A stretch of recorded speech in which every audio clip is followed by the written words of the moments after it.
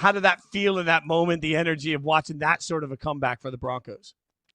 It was amazing. It was amazing because we all watched the game and it looking like it was over and a loss for us. But we hung in there and fans started leaving and I'm sitting in the suite like, man, it's not over. We got time. We need a turnover.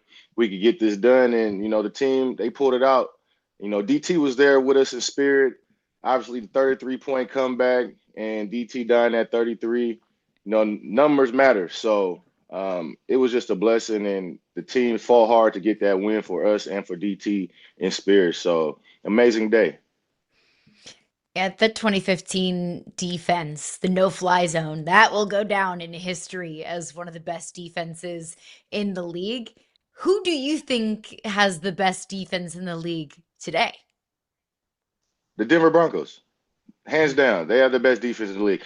I know this because I have the Pittsburgh Steelers on my fantasy, and they were supposed to be the top defense, and they're not the top defense because they score negative points in multiple weeks. So, no, definitely, if you have the pass rush and you can cover on the back end, get to the quarterback, you can hold a team scoreless in the fourth quarter and win the game. You're doing everything it takes to win the game.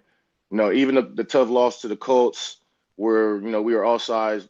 That's another win I'll take if we don't jump offside. So defensively, we're top in every category, and we're getting the wins in a defensive manner. So I'd say yes for sure, Denver Broncos. So then you've got the high-flying, amazing Cowboys offense coming in this weekend. How would you slow them down? How you slow any quarterback down? Pressure. Pressure and get to the quarterback. You got to make Dak fluster. Dak is having a great season, and I called him as my early MVP. But you just have to get him out of rhythm. Make Pickens be the George Pickens from Pittsburgh and not the George Pickens from the Dallas Cowboys because he's having an amazing season so far. But we have a guy on our side that's playing pretty amazing too, and that's Sertan. And then our front, we get to the quarterback better than any defense in the league, and getting sacks and getting Dak on the ground is going to be very important to mess up his rhythm and his confidence. And not just Dak, but another big part of this Cowboys offense and why they've been humming so much is CeeDee Lamb. When you watch the game now versus when you were in the league, how is it different stopping and covering some of these receivers? You know what? I'm not actually. You call CeeDee Lamb, but CeeDee Lamb had a bad first half and he been hurt. So I'm really gonna say George Pickens is that guy. I will continue Yeah. to go to George Pickens as my number one, and I'd have CeeDee Lamb just getting what he can get at this point because we're in rhythm right now, and we don't need you coming in messing that up. I mean, he had a good game last week, but I would still have Pickens as my number one, and I target him first. When you look back for you, like who was the guy that you couldn't wait to play against in your career? Honestly, believe it or not, it'd be Gronkowski. The Patriots and Gronkowski, I knew it was going to probably be a big game. It's going to be on TV. He's the best guy in the league, and I always wanted to play the best guy in the league to show everybody else what I do against the best. So, Rob Gronkowski, I know people wouldn't say that. I mean, that's not a guy you want to see all the time. But for me, it was a challenge, and I know if I was successful against him, then the league would take notice. Well, now look at the league. There are so many really good tight ends across the league. How did teams start to slow down this whole generation of tight ends that seem like they're all Gronk inspired? Gronk inspired. That's a good one. Uh, no, it's funny. We were having this conversation with the DBs at the game, and Coach Wade Phillips, and I always like to challenge these tight ends at the line. I don't think it's enough of that going on right now. I think they're letting these tight ends run and not getting it. They're big guys, so they're hard to stop and start. So if you can get them slowing up in the beginning, disrupt that timing, you have a way better chance. But once they get down the field and rolling, I mean, it's hard. It's like it's an 18 wheeler you're trying to stop while it's going 40 miles an hour. Is Gronk as legendary of a trash talker as we've been told he is? You know what? I haven't got Grunt to say one word to me. So if he talks trash or something, I don't know, but not me, man. Grunt, he really didn't say. And I like to get guys going so I could get some type of motivation to go at him back. But no, Grunk, he doesn't speak when we were out there. Who So was who the best did? trash Who talker that you played against? Yeah. Oh, the best trash talker. I mean, I don't think it was too smart to talk trash to me because I'm really like would really Well hurt said. you and take the penalty for that. But I would say Pierre Garcon, he would never stop talking, and he's a tough competitor. And he was like one guy I just be like, I'm going to hurt you. I'm going to hurt you. But no, yeah, Pierre Garcon for sure.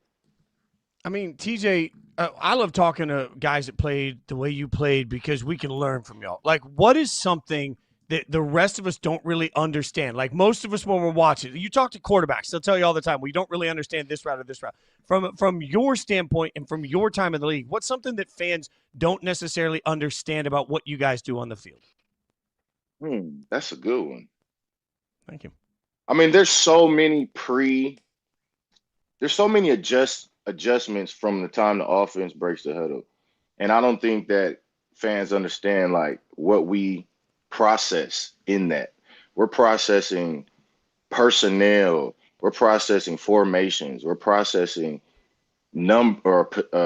positions in those formations. Where are the running backs? Where are the receivers within those particular formations? We're processing motions. We're processing, um, everything on the fly in those 35 seconds of that shot clock that you guys see, and then the ball snap. And then we have to process things on the go when routes come, when the line is flowing a certain way, when the guard pulls. Like all that is calculated within a 20-second time period on the go, moving as fast as you can, having to deal with contact and all other sorts of things. So it's very hectic. And that's just one play.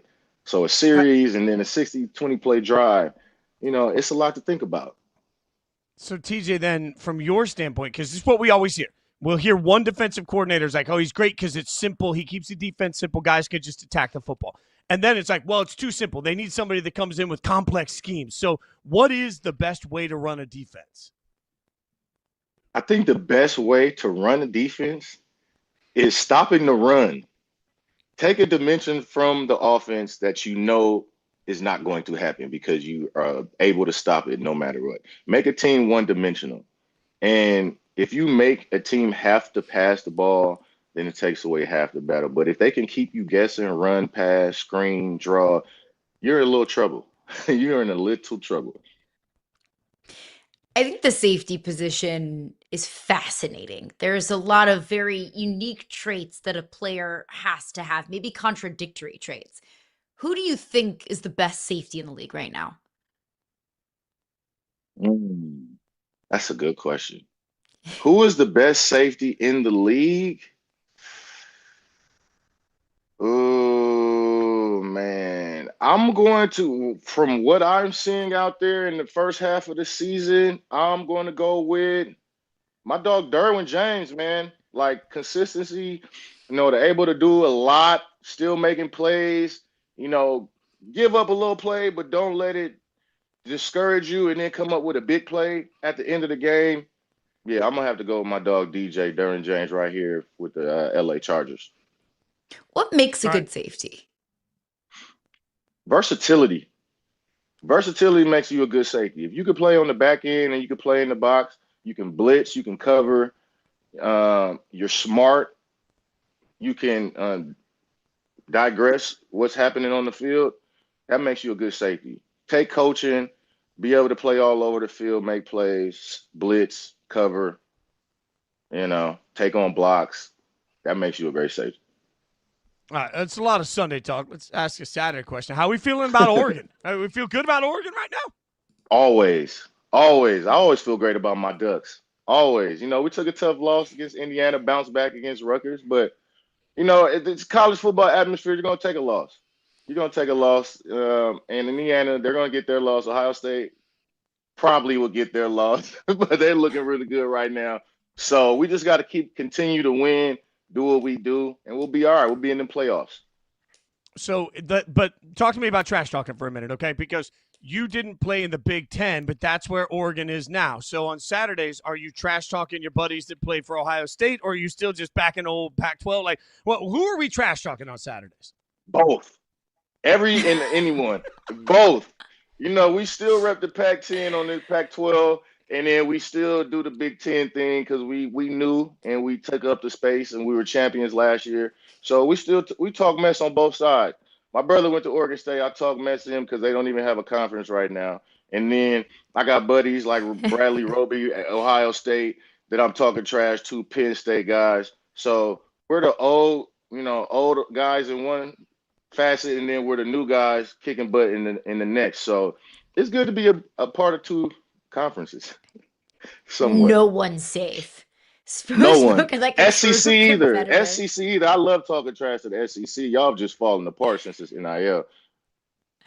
All right, all right. Don't kick a girl while she's down. I know you can see the helmet behind me.